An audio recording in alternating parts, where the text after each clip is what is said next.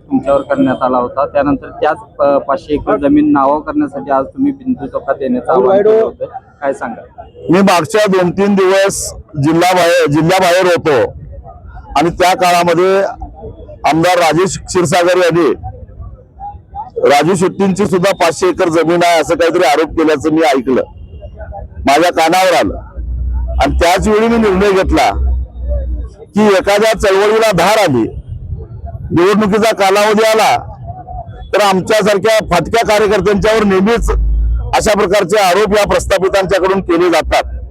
एकदाच काय तो सोक्षमोक्ष होऊन जाऊन दे, एकदाच काय ते महाराष्ट्राच्या जनतेला कळून दे. हे पावसाची उन्हातानाची पर्वा न करता आलेले जे कार्यकर्ते आहेत त्यांनाही कळून दे आपण कुणाच्या नेतृत्वाखाली काम करतोय, कुणाच्या बुडाखाली आमदार आहे, कुणाच्या बुडाखाली पाणी जातं हेही कळून दे.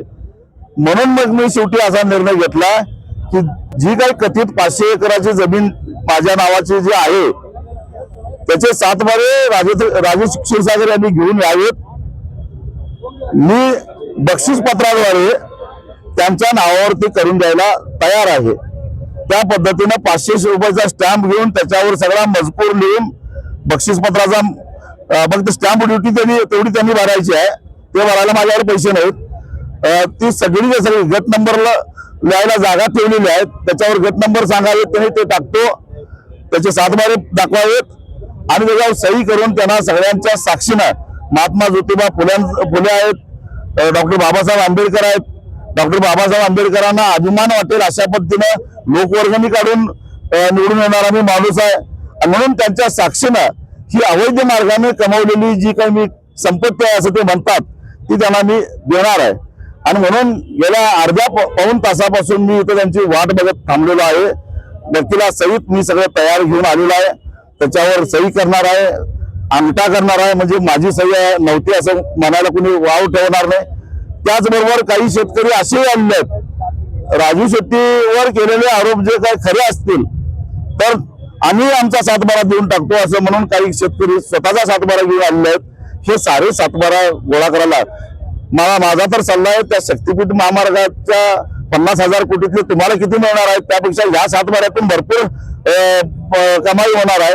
कारण कोल्हापूर जिल्ह्यामध्ये टिकाऊ शेती ही किमान 40 लाखाच्या खाली येत नाही, त्यामुळे हे 7 बारे गोळा करावेत आणि त्यांनी घेऊन जावं असं माझं त्यांना सांगणं आहे. आता वाट बघायला लागलेलं, पाऊस तरी यायला लागलेला आहे, बघू काय होतं, लक्षणं कळतात आणि ते येणार नसतील तर मग त्यांनी आता एवढा आरोप केलाय, ते जबाबदार आहेत, नौके नाहीत. त्यामुळे मग माझं दुसरं म्हणणं असं आहे की 2009 साली ते पहिल्यांदा आमदार झाले, त्यानंतर त्यांनी जी काही कमाई केलेली आहे ती सारीच्या सारी कमाई आई कोल्हापूरची महालक्ष्मी आई अंबाबाईला दान करावी, मंदिराचा जीर्णोद्धार चांगल्या पद्धतीने आपल्याला करता येईल.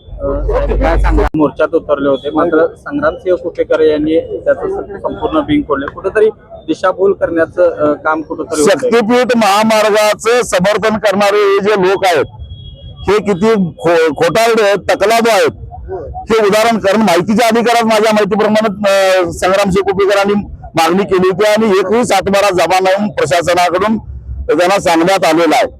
म्हणजे मुळामध्ये चंदगड आजरा गडिंग्लजला आजरातला काही भाग जातो, पण चंदगड आणि गडिंग्लजला शक्तीपीठ महामार्ग जातच नाही. तरी सुद्धा देवेंद्र फडणवीसांना खुश करण्यासाठी त्यांनी काही मिळेल तसले 7 बारे आणले तसं दाखवलं, पण एकही जमा केला नाही. म्हणजे याच्यावरून या शक्तीपीठ महामार्गाचं समर्थन करणारे जे लोक आहेत त्यांच्या मनामध्ये काय आहे, त्यांची मानसिकता काय आहे हे समजून येतं.